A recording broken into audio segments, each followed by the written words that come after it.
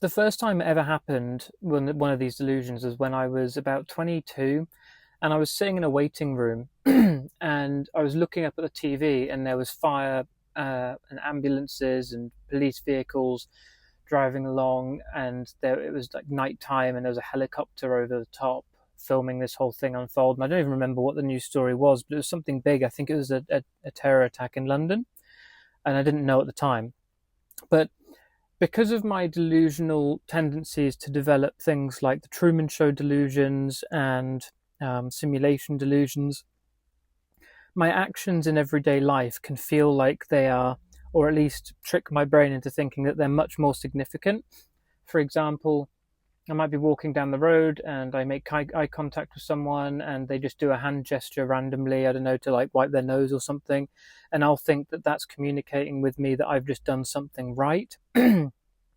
And so those delusions build up kind of recurrently and they bubble up from time to time. But how I think it interacted with the news TV is that when I saw that, I felt immediately responsible.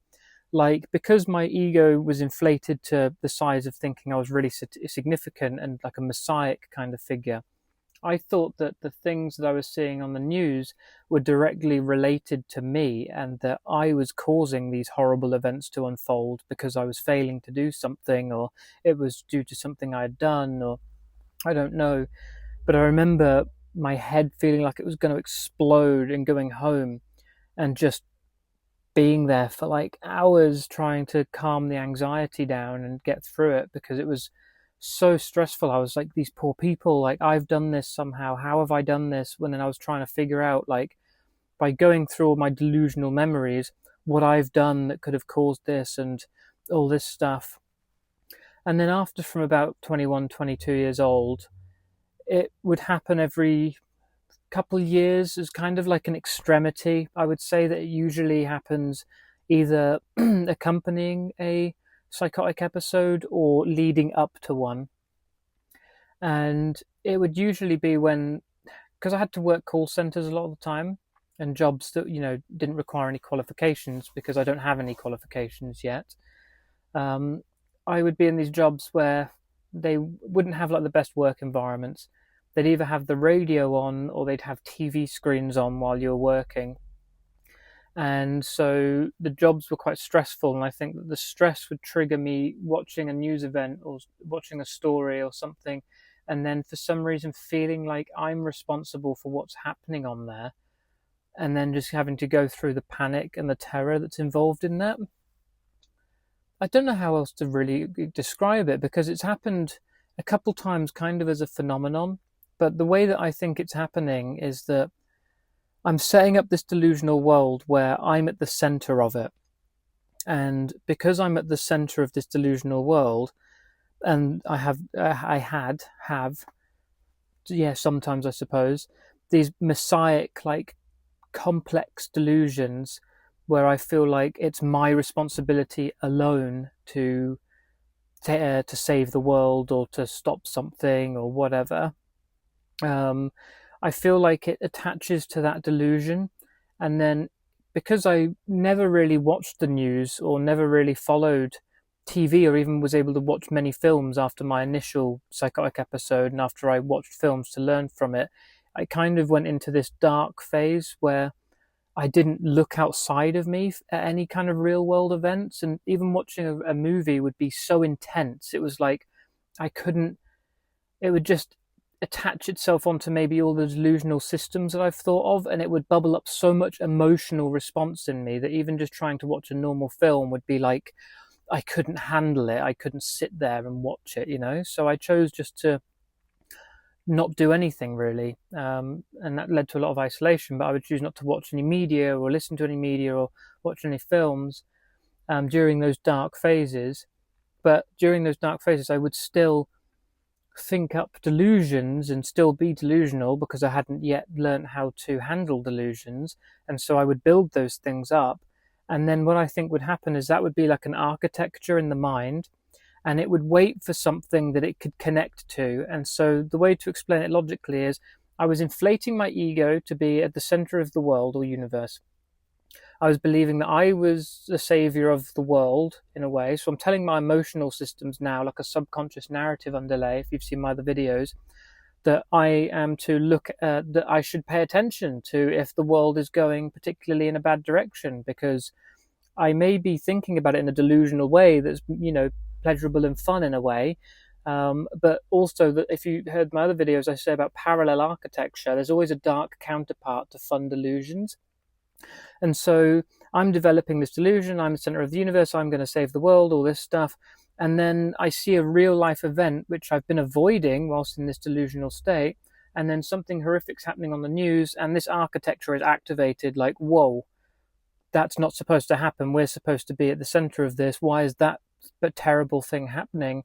That shouldn't be happening. And so I think it activates my delusional systems. And then what happens is I can't match for some reason. And I think that, I don't know why, but it activates that delusional architecture. And that's, if you learn from those experiences, though, it does actually help in the long run, because you have a delusional episode and then you have to use that motivation to discourage delusional episodes. One of the problems is that if I'm talking about the saving the world delusion, I really like that one. When that delusional line of thinking comes up, it's so tempting to follow it. If I hear secret codes in the radio supporting and telling me that I'm on my path to saving the world and that I'm actually working for some organization that's unknown or something, then that encourages the development of that architecture. And the problem is it creates phenomenon like feeling like I'm responsible for the news, and witnessing what that was like for my nervous system, that absolutely terrifying experience, is good motivation. And I speak about this in my Jordan Peterson video, and I'm figuring more and more out as I make these videos, but it's good motivation not to encourage delusions.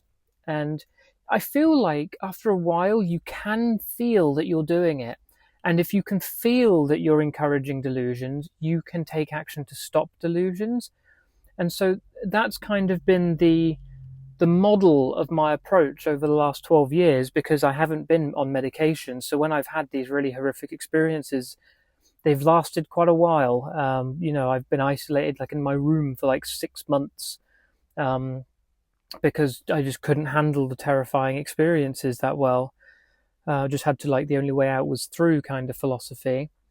And so I've learned over the years that it's really not worth it. And to put a bit of like brain superpower to it, I suppose, is that you do have a part of the brain which they call the seat of free will, or the seat of willpower, and it's called the anterior mid-cingulate cortex.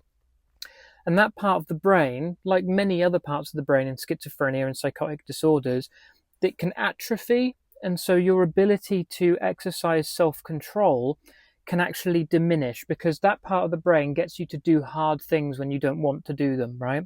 So going to the gym, that will grow the anterior mid-cingulate cortex and the prefrontal cortex. Eating healthily when you don't want to, that will grow the size of that. Studying for an hour longer than you normally do, that will grow the size of that. When you're in schizophrenia or psychosis, you're constantly following the pathway of like least resistance that gives you the most immediate reinforcement. And I think that's the temptation to delusions.